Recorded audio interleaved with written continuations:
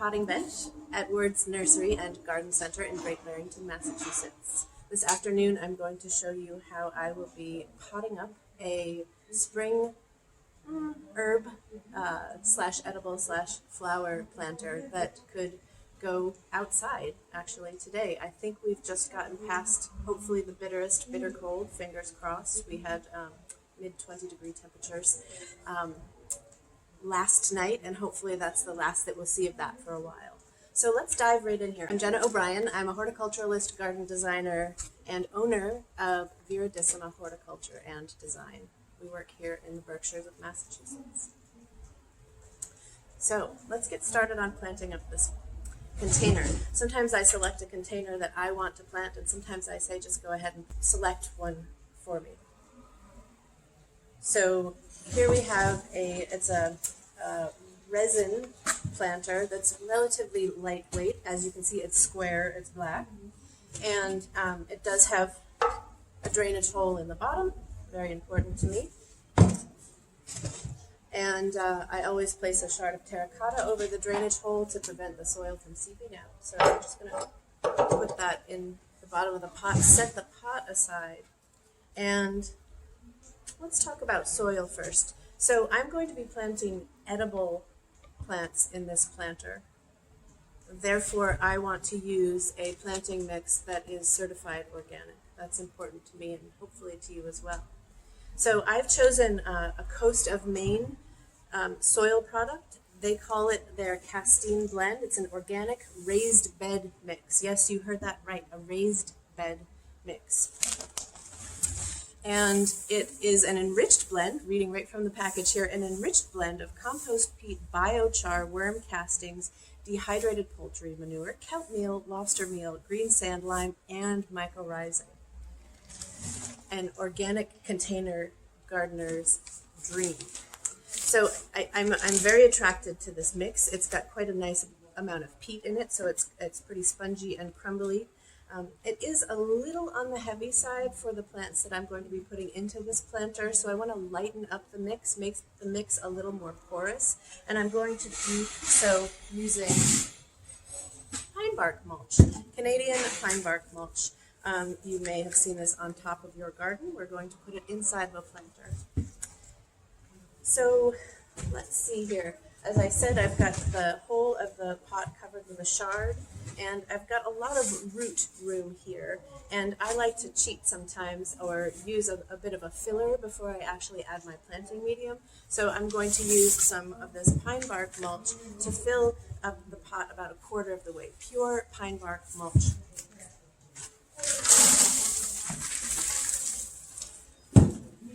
So there it is. And I'm just using my hand to scatter it about evenly, and then I'm gently with my fist pressing down into the pine bark to help settle it. Yep. And since I've settled it, I'd like a little more. Your plants will root right into this pine bark mulch. This is a very friendly growing medium, especially with the leachate that's going to drain down from this gorgeous raised bed mix that we're going to turn into a potting mix. So next up, because this soil has been enriched, I'm not going to add any extra fertilizer at this point. I'm going to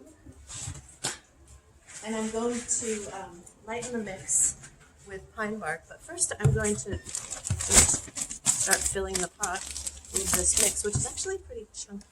And I bet I could just take a chunk.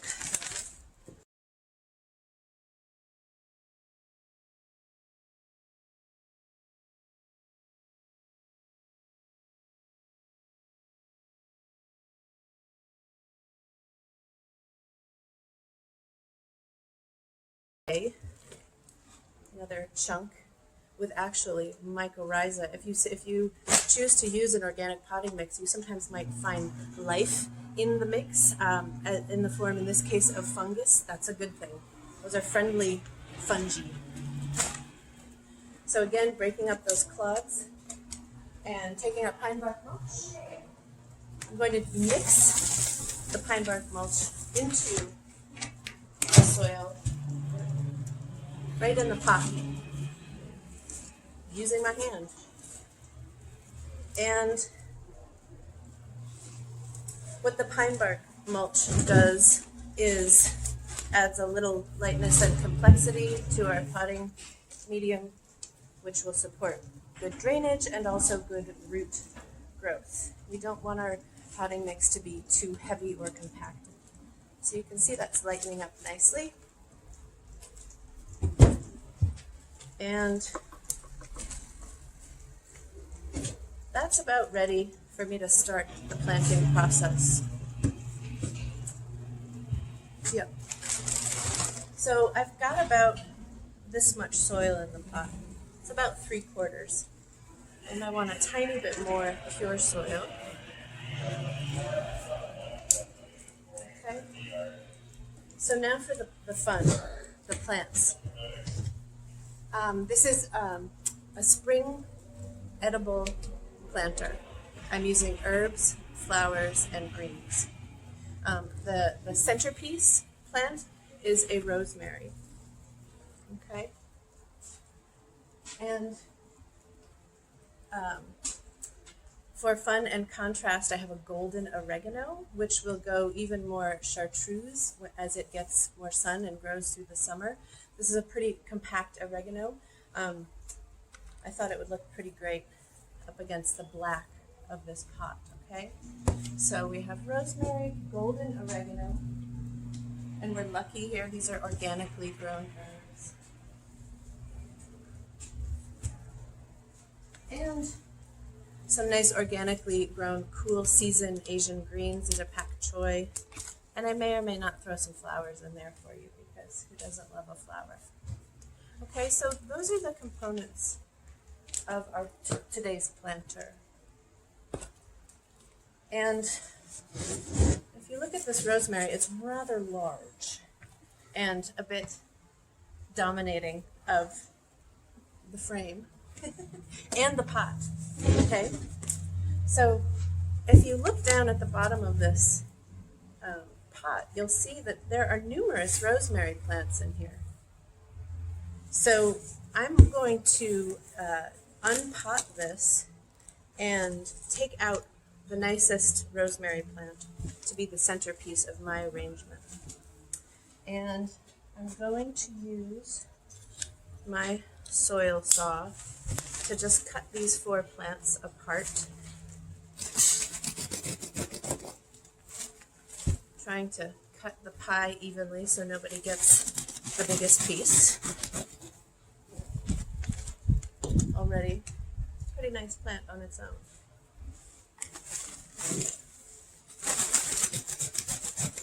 I'm going to separate all 4 plants so I can see them all and pick the form that I most want to feature in the center of the pot.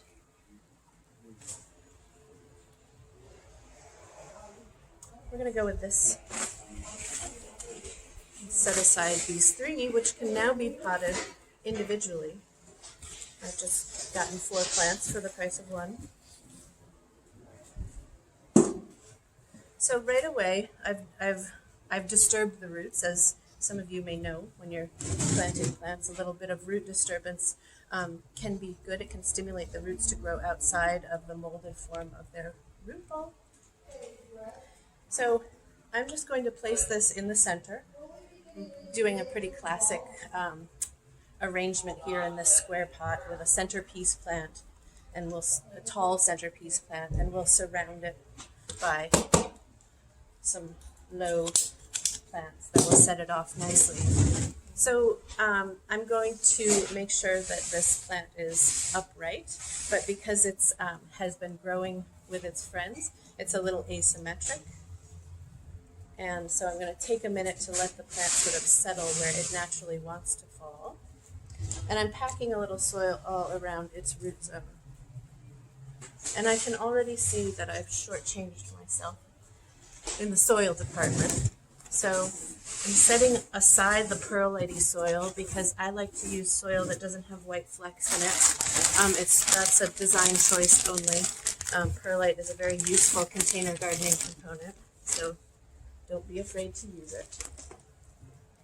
So again, I'm just throwing this pure raised bed mix, nice organic, rich soil all around the root zone, using it to firm our rosemary. And then I need to mix in a little more pine bark mulch, okay? Because like I said, I'm mixing as I go straight in the pot. So I spread it around, and then I reach down in and massage the pine bark into the raised bed mix. And then I'm going to give the pot a little settle, which settles the soil, a little jiggle, which settles the soil.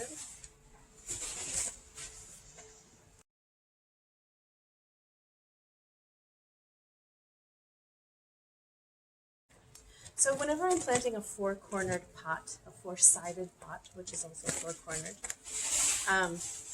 I very predictably plant in fours when it comes to the underplanting. We'll call it an underplanting, okay? So I've chosen 4 golden oregano plants, and they're going to go, there you have it, right in the corners. So you saw me just kind of knock this plant right out of its pot. I gave the pot a gentle squeeze. I'm holding my fingers over this plant, which is pretty durable, so I'm letting my fingers touch the foliage and giving a gentle shake, and that plant comes right out of its little nursery pot. And I'm pushing the soil back from the corner, and I'm sort of staging the plants, the golden oregano plants at this moment. We'll settle them in when it's time to settle them in. So here we have our 4 golden oregano. Some may say that's plenty. This rosemary has plenty of growth potential. It will probably grow another 8 inches in this season or more, and it will it won't bush out as much as it will open up in a vase shape. So there will always be this bit of negative space here, knowing the growth habit of this rosemary. So again, the golden oregano dressing the bottom of the pot could be a lovely statement on its own, just pushing the soil away, setting the golden oregano down, soil level, finished.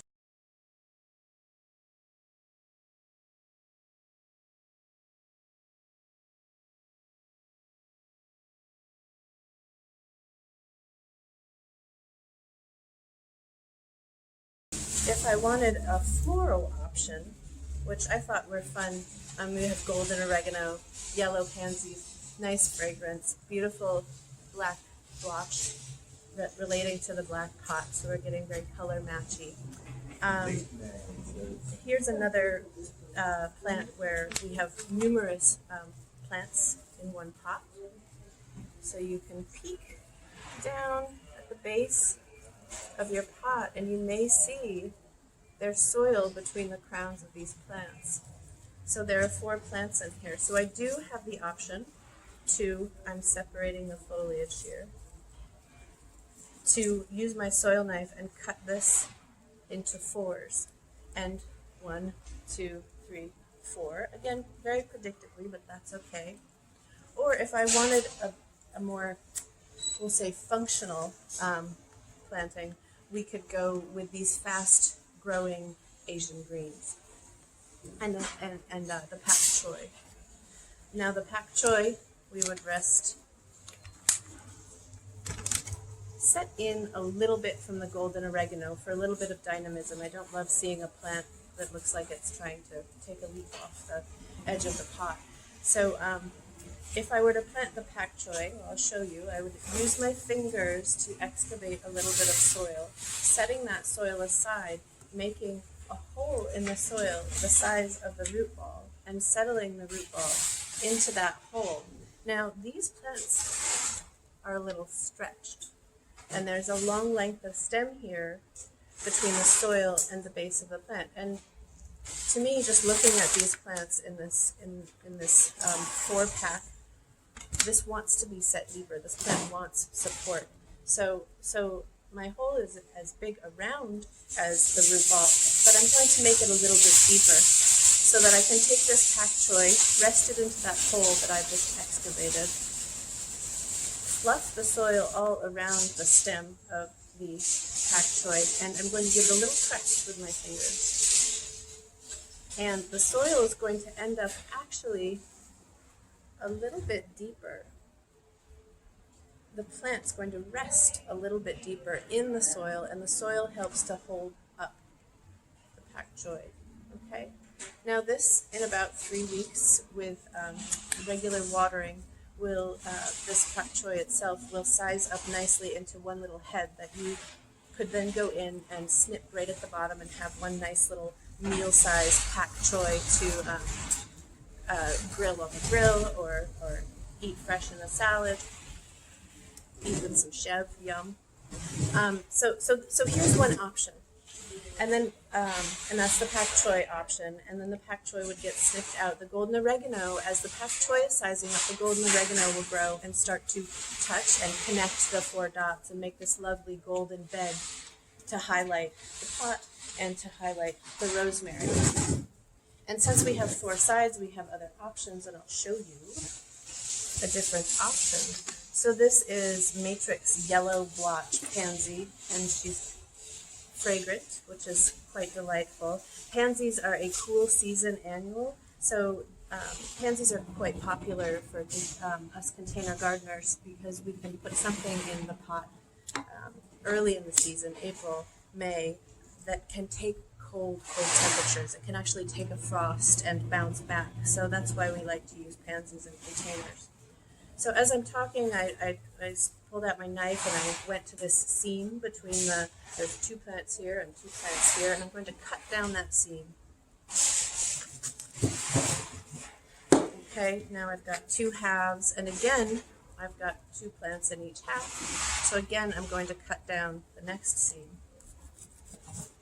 Okay, and you can see the plant has already relaxed once I've taken it away from its mates. That's okay, that's actually a nice thing. And believe it or not, I'm going to pinch away the 2 of the flowers from this plant. They're older flowers that will go quite quickly, and there's a lot of bloom potential there, a lot of flower buds in this plant. So they will come, and they will come on and bloom quite quickly. Okay, so we already have a nicely relaxed plant that's a little faded in the center because it's been crowded, but that will green up quite nicely. And this relaxed effect will actually serve us nicely in this container arrangement, as you'll see. So again, I'm using my fingers to excavate gently, to fluff away the soil, to make a little depression, and I'm the same size as this root ball. I'm not going to set this plant any deeper. And I like the way the plant is relaxing in this direction, so even though my flower's facing in, too bad, I've got more buds coming this way. Look at that lovely acid green. So I'm going to sacrifice the flower facing in so that the plant relaxes out really beautifully. And I've set the plant in the depression, giving it a little press down with my fingers, and then lifting up all that foliage so I can go around and take the extra soil that I've excavated away and sprinkle it around this root ball, and I'm going to give the root ball one press, and then I'm going to give the soil around the root ball a press with my fingers. So we have good firm root to soil contact. Okay, so there's option number 2. It gives you a fuller effect, it gives you a floral effect, and I'm going to take the best of both worlds. I'm going to finish this planter with pansies and pak choi. So here we have another pansy. I'm taking away those flowers that have gone by to encourage the plant to give energy to the future flowers that will come on quite quickly. And I'm going to predictably go pansy, pansy, pak choi, okay? So, pansy on this side, again, fluffing, excavating the soil side to side, out of the way to make room for this massive root, evaluating the overall plant and deciding which way I want the plant to face out. This, to me, is attractive and full and will look as though it's been growing there for much longer than it has. In fact, it hasn't been growing here at all, but it will now. And then I'm pressing down on the root ball and finding excess soil from the pot, fluffing it all around the root ball so that I can then press the soil up against the root ball to ensure firm root to soil contact. And one more turn for our last pak choi. These are very agreeably coming out of the planter with just a little tip and press. I'm just catching them with my fingers. Hardly need a depression here. This is a pretty small root ball, but I'm making a little depression with my hands, setting in the root ball, giving it a firm, remembering I want this plant to sit in the soil a little deeper than it was sitting in the soil in its original little nursery pack, because the soil will help to hold this upright nicely. The plant will grow better, happily, more beautifully, with a little bit of soil around its neck, if you will. So you may know that, or you may remember that I haven't yet finally planted my oregano, and now's the time. So with my fingers, I'm just firming the oregano down and against the side of the pot. So there's no air around the roots of the golden oregano. I know, fluffing a little soil around the edges of the pot. So we're planting the plant, we're integrating soils, as in this oregano had its soil body, and we're now introducing its soil body to this soil mass. So firm root to soil contact ensures that the two soil masses will integrate and the roots will leave this soil mass of the golden oregano and grow out into this delicious, inviting mix that we've created. And one more golden oregano, firming down.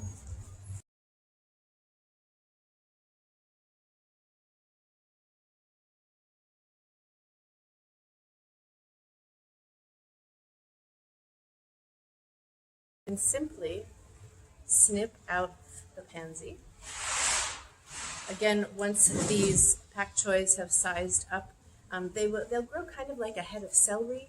So you'll see more stalks, leaves and stalks grow starting in the center, and the base of the plant of the pak choi will sort of swell, and the leaves will enlarge. After Memorial Day, June or July, you might choose to incorporate some chocolate cosmos into the negative spaces that the pansies, taking the pansies away, may create.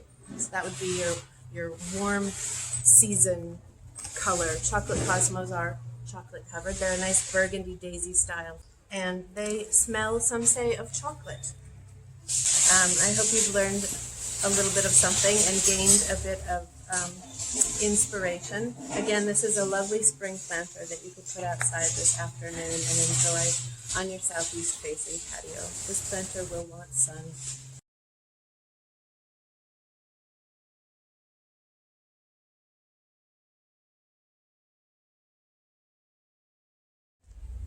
So the planter has, the water in the planter has drained fully, and that has settled the soil around the root zones of the plants. And now I'm going to give the whole container a little quick shower. Again, I'm trying not to clobber the foliage with the shower of water, but I just want to wash the foliage clean. Like I said, quite a quick shower. And then I'll just go back and give all the leaves a little fluff, because that will look pretty and make me happy, sort of settling the foliage so that this pot looks instantly fabulous. I will be checking on this planter every day for the next week. I'll be checking the soil. I'll be sticking my fingers into the soil to see how much moisture is left in the soil. Once the top 2 inches of this potting medium have dried out a bit, I'm going to water this pot thoroughly again, just as I demonstrated. I'm going to fill it up, let it drain, fill it up, let it drain, and if I've gotten the foliage dirty, I'll rinse it off a bit with a gentle stream of water, and if I've done any overflowing, I will wash the walls of the pot, because presentation, all elements of your container should be beautiful, from the soil to the plants and the planter.